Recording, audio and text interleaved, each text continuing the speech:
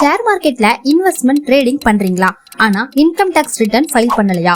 இந்த வீடியோ உங்களுக்கு தான். நியூ ஃபினான்ஷியல் இயர் ஸ்டார்ட் ஆயிட்டு நிறைய பேர் டாக்ஸை இக்னோர் பண்ணிடுறோம். ஷேர் மார்க்கெட்ல குறிப்பிட்ட அளவுக்கு மேல ப்ராஃபிட் பண்ணா கவர்மெண்ட் கிட்ட டிக்ளேர் பண்ணணும், ஐடி ஃபைல் பண்ணணும். இதுவே லாஸ் வந்தா கூட நீங்க ஐடி ஃபைல் பண்ணி டாக்ஸ் சேவ் பண்ணலாம்.